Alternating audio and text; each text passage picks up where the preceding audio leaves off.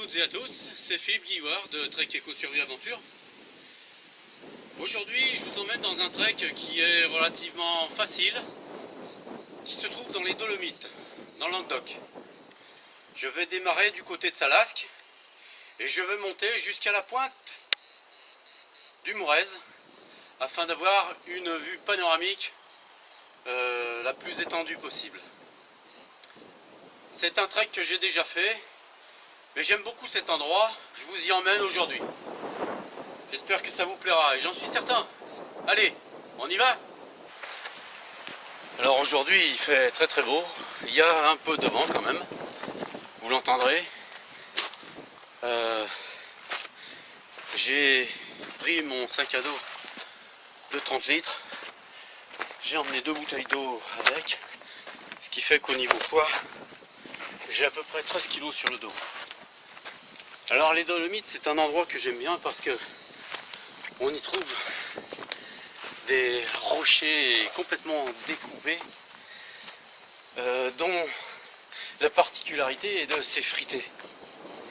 Alors cette partie en même temps des Dolomites est une partie dans laquelle la végétation est constituée énormément de romarins et de genévriers, mais surtout des romarins, vous le verrez d'ailleurs. Tenez, jetez un œil déjà sur le type de rocher qu'on trouve ici.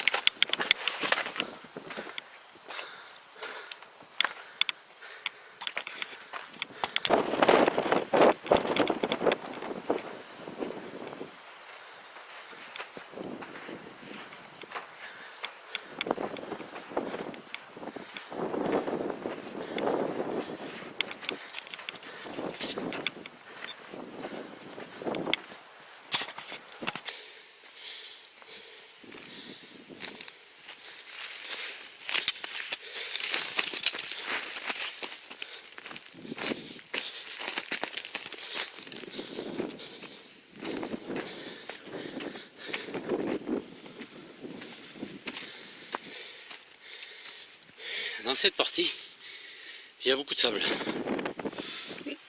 C'est très agréable, c'est un sable très fin qui est, je pense, dû à la décomposition des roches. Voilà, vous voyez par exemple, ce sont des roches qui sont en réalité assez friables, vous voyez. Et c'est pour ça que c'est un endroit dans lequel il faut éviter de faire de l'escalade. Parce que ça glisse. Vous voyez ici les baies de genièvre. Hein, j'ai d'ailleurs une vidéo qui vous permet de voir. Là c'est du romarin, il y en a vraiment beaucoup là. Et une vidéo qui vous permet de voir comment on peut, si ça vous plaît, en tout cas, faire une petite liqueur à partir de ces baies. Petite liqueur très agréable qui évidemment possède les propriétés du genièvre, c'est-à-dire d'améliorer la diurèse, c'est-à-dire de vous aider à faire pipi et évacuer surtout beaucoup d'acide urique, et à la propriété aussi de drainer le foie. Néanmoins, si vous buvez beaucoup d'alcool, évidemment ça ne sera pas suffisant. Donc il faut que ça soit en quantité plutôt modérée. Voilà. On est tout de suite dans la campagne. On est entouré totalement de végétation. Hein. Ce ne sont pas de grands arbres, mais des arbustes en permanence. Alors là vous avez un petit arbre que je ne sais pas si vous connaissez, enfin pour certains c'est évident. C'est un arbousier.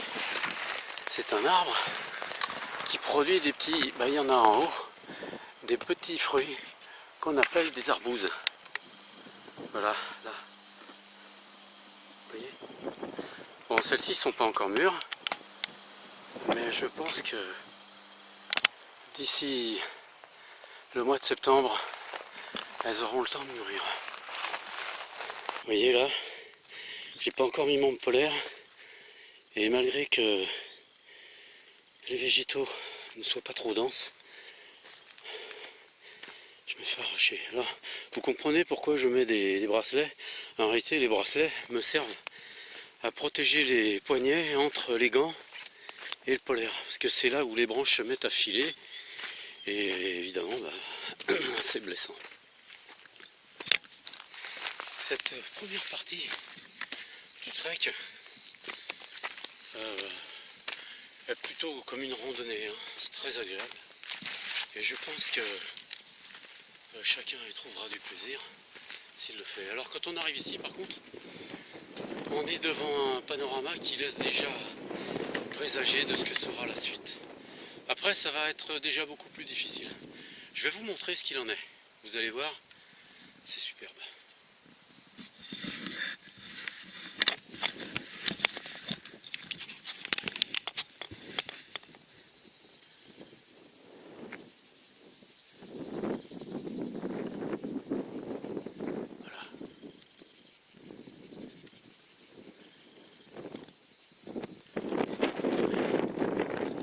On a envie de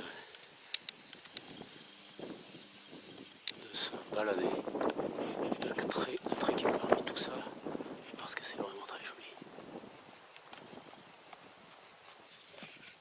Nous voilà devant le détail du trek qu'on va faire.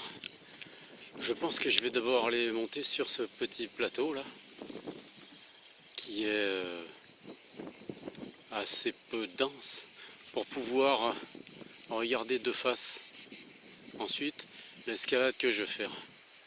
Je pense arriver devant ce bloc là et le contourner sur la droite. Vous voyez, il y a une veine de végétaux et je pense que c'est par là qu'il faudrait que je puisse passer. Ensuite, je monterai le plus haut possible et j'essaierai de trouver un endroit pour faire un bivouac si je peux. Si je vois que je peux pas, je redescendrai.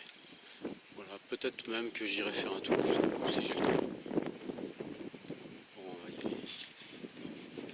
Vous voyez ici ce qui est particulier, on voit émerger de partout des blocs rocheux comme un petit peu des pains de sucre.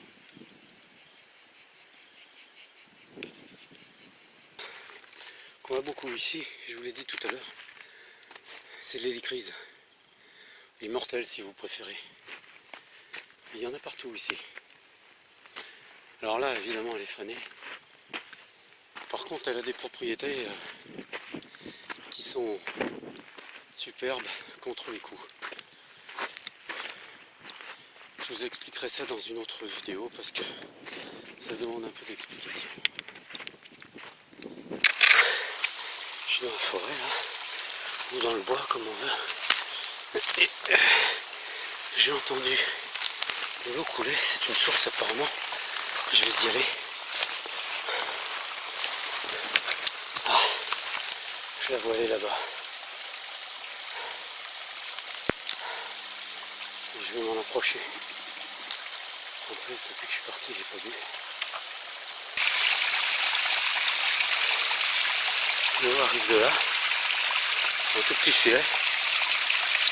Et elle commence à ensuite s'étaler. Vous voyez, je ne sais pas si avec la caméra on s'en rend bien compte, mais l'eau est vraiment très claire. Évidemment, cette eau est potable. Je vais essayer d'aller un peu plus haut. Vous voyez, ça n'est que rempli de ronces, de lianes et de fragons épineux. Je vais essayer d'aller jusqu'à là-bas, parce que la source est derrière.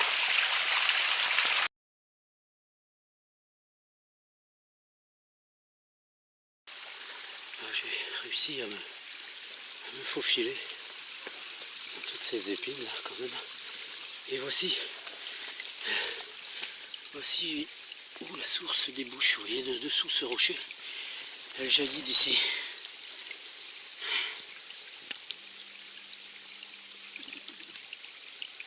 Voilà.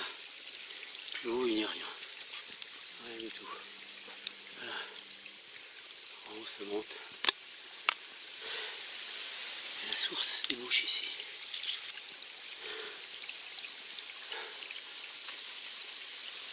Bon, je vais boire un coup.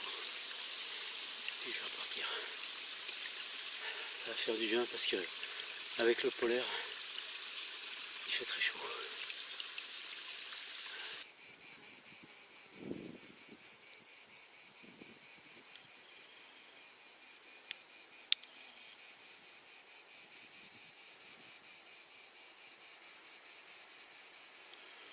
On dirait vraiment un territoire lunaire.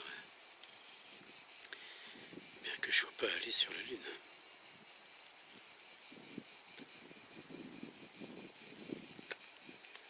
Alors, pour celles et ceux qui ont vu le trek que j'ai fait, le trek de Liosson, ben cette montagne en fait, c'est la montagne de Liosson, mais là, c'est le côté ouest, c'est-à-dire c'est le versant opposé de celui que j'ai trekké.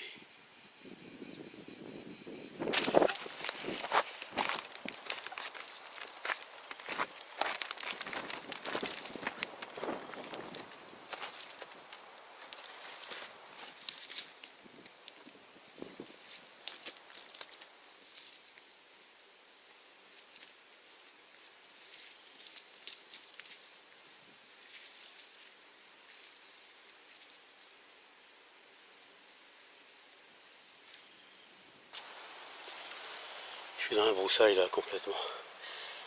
J'arrivais plus à passer par le haut tellement il y avait d'épines, donc du coup j'ai cherché un chemin animalier et je me suis mis au ras du sol et voilà, c'est le chemin par lequel je vais devoir passer ici. Alors par terre, je sais pas si vous voyez là. D'ailleurs j'en ai fait mention dans un autre trek et sur le coup je savais pas ce que c'était. Je l'ai compris qu'après en regardant. Ces petites choses noires en réalité ce sont des graines de buis.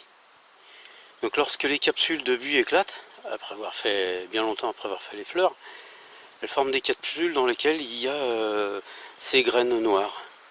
Et c'est ces graines noires que les fourmis emportent souvent dans leur fourmilière pour augmenter leurs réserves. Voilà. Le sac à dos empêche. Voilà. Le sac à dos est vraiment